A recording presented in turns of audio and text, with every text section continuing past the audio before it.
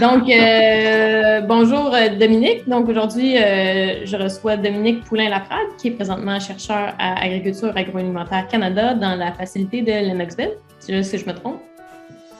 C'est là, c'est le centre de recherche de Sherbrooke là, depuis les fusions. OK, parfait. Donc, premièrement, peut-être que tu pourrais nous expliquer ton domaine de recherche? Oui, en fait, c'est les interactions entre le microbiome intestinal porcin et son système immunitaire, mais aussi le transfert horizontal de gènes dans un contexte de résistance aux antimicrobiens dans le secteur agricole. Donc, j'imagine, c'est ça, que la résistance de transfert, le transfert de gènes de résistance dans le contexte agricole, ça devient très important là, dans une perspective d'émergence de bactéries multirésistantes aux antibiotiques. Hein? Oui, définitivement. Puis, en fait, il y a beaucoup de producteurs qui sont pointés du doigt pour leur utilisation massive et importante d'antimicrobiens. Là. Donc, il y a certains déterminants de la résistance qui sont propagés, qu'on pense en fait, qui sont propagés du bétail vers les humains. Okay. Donc, c'est vraiment d'aller trouver des solutions pour arrêter cette transmission-là. OK. Parce que si je ne me trompe pas, les antibiotiques au niveau animal, c'est donné souvent comme promoteur de croissance, puis pas nécessairement comme pour leur action antibiotique. Est-ce que je me trompe? Avant, c'était ça. Maintenant, depuis 2018, il y a eu des nouvelles législations qui ont été mises en place. L'utilisation promoteur de croissance, on n'a plus le droit de dire ça maintenant. OK. Okay. Donc, c'est prophylactique. Ah, OK. C'est surtout dans le labeling là, que ça a changé. Puis aussi, ça prend des prescriptions par les vétérinaires. Oui, OK. Il y a certaines classes d'antibiotiques, comme les céphalosporines. Ça prend vraiment... il faut vraiment une prescription. Là, c'est déconseillé fortement. Okay. Ça se veut de dernier recours. Là. Okay. Donc, ça rétrécit. Pas ça rétrécit, mais ça devient plus... la législation est plus stringente, disons. Là. OK. Tout ça dans le but de réduire le plus possible l'utilisation en agriculture. Est-ce que ça fonctionne? Oui. Ben, tu sais, c'est relatif parce que dans les productions agricoles, il y en a qui fonctionnent très bien, qui n'ont pas d'antibiotiques depuis 20 ans. Puis ça va bien, tu sais, ils ont un statut sanitaire exceptionnel. Mais il y a d'autres fermes. Ça se passe pas très bien, jamais. Okay. Donc, eux, ils ont comme des prescriptions qui sont tout le temps renouvelées, tu sais. Okay. Donc, c'est ça. Puis, c'est en lien aussi beaucoup avec les pratiques d'élevage, les génétiques des troupeaux, parce qu'il y a beaucoup de transmission mère-porcelaine, là, pour les maladies. Oui. Puis aussi dans la géographie du Québec, il y a des zones qui sont comme la Beauce, par exemple, où il y a vraiment beaucoup de fermes porcines concentrées. Il y a beaucoup plus de problèmes sanitaires dans ces zones-là. Parce que les ventilations, les fermes sont tellement rapprochées que s'il y a une infection dans une ferme, ben la ventilation fait que ça va se rendre dans l'autre. Parce qu'il y a d'autres productions qui sont plus distantes, là. Qui, elles, ont des statuts sanitaires exemplaires. Fait que c'est vraiment variable. Puis c'est variable aussi des intégrateurs, là, les grosses compagnies qui possèdent les abattoirs, les meuneries, etc. Là. OK. Donc, c'est super intéressant. Fait que comment tu décrirais ta recherche aux membres du public? Hein? Moi, en fait, j'essaie de développer des alternatives pour favoriser la santé des porcelets, diminuer le recours aux antibiotiques en production porcine, bien sûr. Puis aussi, j'essaie de mieux comprendre l'impact de l'utilisation des antimicrobiens sur l'antibiorésistance avec une approche One Health.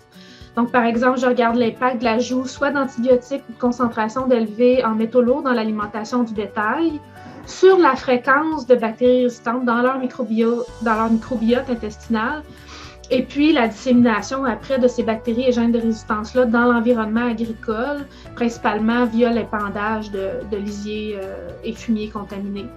Okay. Donc là, ça peut se rendre jusque dans les cours d'eau, puis éventuellement retourner à l'humain, là, ou encore par l'ingestion de légumes racines, là, qui se retrouvent dans des sols contaminés.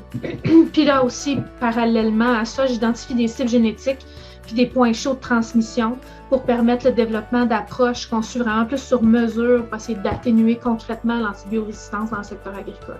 OK. C'est super intéressant. Est-ce que tu te rappelles du moment exact ou plus ou moins exact peut-être, qui t'a donné envie d'étudier la microbiologie? Oui, c'était mon prof de microbiologie au cégep qui m'avait donné la piqûre. C'était un vieux prof. Ses cours étaient super magistraux. Il n'y avait aucune diapositive, aucun support visuel. Il était juste en avant. Il nous parlait, on prenait des notes, là, mais il était tellement intéressant qu'il m'a donné la passion, finalement, de la microbiologie. Wow, ça devait vraiment être intéressant pour un cours magistral avec pas de diapo et rien, là. Pas de cahier de notes, pas rien, pas de livre, là, tu sais. OK, aïe, mais pour le prof aussi, c'est un peu casse-cou quoi que lui, il devait être habitué à donner son cours ainsi, là, mais... C'est la vieille école. Qu'est-ce que tu dirais à une personne étudiante ou postdoctorale qui veut venir faire de la recherche à tes côtés? Théoriquement, vous êtes les bienvenus. J'ai plein de projets en cours, j'ai plein d'idées pour d'autres projets à venir. Puis j'ai la chance aussi d'avoir des sujets qui sont à la mode et bien financés. Microbiome, antibiorésistance. Mais cependant, il y a la réalité administrative. Donc, j'ai des ressources pour engager, mais sont relativement limitées.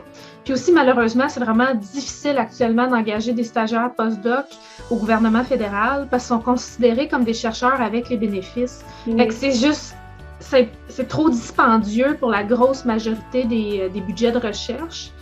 On parle de quasiment 100 000 $ par année, là, tu sais, Donc, un des moyens de contourner ce problème-là, c'est de procéder avec de l'argent de l'industrie en collaboration. Mais encore là, ça prend des collaborations industrielles très, très généreuses. Donc, voilà. Donc, c'est pas super évident.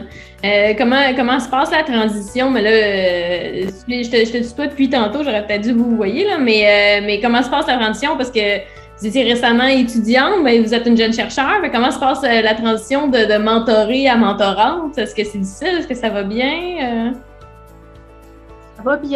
Ça va bien. Tu sais, ça s'est fait en douceur quand même. Là. Ça fait longtemps que je fais du mentorat d'étudiants. Ce qui est moins en douceur, c'est le contexte COVID, là. Ah oui, j'avoue que devenir mentorante en contexte COVID, ça doit pas être quelque chose de super évident. Hein? Oui. Mentorante, oui, pour la supervision des étudiants, ça a été difficile pour eux, là, tu sais, avoir quasiment nos labos, ils ont été fermés pour presque 10 mois, là. Oh wow! Donc, tu sais, pas tout dans le même bloc, mais quand même. Donc, ça fait beaucoup de retard sur une maîtrise, 10 mois, ça, hein? Oui. Donc, oui, beaucoup de gestion, je vais dire, émotive des étudiants. Puis aussi, juste des projets de recherche. Quand tu fais collaboration avec des fermes, avec des abattoirs, avec des labs qui ferment, il fallait tout replanifier aux quelques mois, là. Donc, la dernière année a été un petit peu lourde. Mais... Oui, j'imagine que ça a été le cas pour beaucoup. Là. Il y a eu d'à peu près tous les obstacles qui ont pu se dresser. Là. Puis pour les jeunes chercheurs, jeunes chercheuses, c'est encore plus délicat, je dirais. Là. Oui, donc j'ai un peu peur de planifier là, plus que 4 jours à l'avance. Ce qui se passe. 4 jours, ça me semble tout à fait raisonnable. Quel conseil donnez-vous aux étudiants lorsqu'ils graduent, aux personnes étudiantes lorsqu'elles graduent? Foncez, appliquez partout où est-ce que vous avez de l'intérêt. Avec la pénurie de main-d'œuvre généralisée, vous avez des bien bonnes chances de trouver un emploi qui vous convient, surtout en santé animale, dans mon cas, là, parce qu'il n'y a pas beaucoup de relève. Il faut travailler fort, travailler bien, mais il faut aussi garder l'équilibre, s'investir dans sa vie personnelle en dehors du travail pour garder la santé mentale puis prendre soin de ses proches. Parce que la science est passionnante, mais elle peut être aussi sans pitié. Donc, il faut avoir les reins solides puis être bien outillé finalement pour encaisser le stress puis tous les imprévus qui arrivent tout le temps. Oui, j'avoue que c'est des excellents conseils, là, surtout en ces temps incertains qu'il faut cultiver autant la science que notre passion pour la science. Il ne faut pas perdre de vue l'intérêt, que cultiver la vie personnelle, la santé mentale, la santé physique, là, pour que tout ça fasse un équilibre ensemble. Là, je pense que c'est vraiment à ne pas perdre de vue. Là, les anciennes mentalités voulaient qu'on focus uniquement sur la science, mais je crois que dans le monde d'aujourd'hui, de un, c'est pas santé pour personne, hein, puis de deux, je pense que tout le monde gagne, hein, et la science incluse à ce que tout le monde soit équilibré, hein, définitivement. Ouais. Quel souvenir avez-vous de votre premier meeting CSM de la Société canadienne de microbiologie? C'était à Winnipeg en 2018. J'ai commencé sur le tard, là, moi, les meetings de la CSM. J'avais adoré la visite du National Microbiology Lab avec le niveau de confinement 4 et tout ça. Puis en fait, c'est que j'ai pu aussi y voir là, des collaborateurs que j'avais jamais pu voir en personne parce que à distance oblige là, avec la Winnipeg. Donc, c'est à peu près ça. Sinon, c'était intéressant. Le campus était beau. Qu'est-ce que vous considérez comme étant les grosses forces de ces rencontres-là pan-canadiennes? Ben, je pense que c'est vraiment de voir ce qui se fait en microbiologie au Canada, parce que c'est pas... on n'est pas tant que ça, si on se compare aux Américains ou aux Européens, par exemple. Là. Donc, ça permet de tisser des liens, peut-être plus à l'interne, au niveau national. Oui, je pense que c'est en effet une des grosses forces de ne pas oublier qu'on est très fort. Des fois, on a tendance à se comparer, mais je pense qu'on est extrêmement fort ici, mais on est surtout un esprit très collaboratif. Donc, c'est le fun, justement, ces rencontres-là pour être capable d'établir des liens et aller plus loin. Mais là-dessus, je te remercie beaucoup, Dominique, d'avoir répondu à mes questions. Puis je te souhaite une bonne continuation, pas trop perturbée par le COVID. C'est bon, merci beaucoup, Pascal.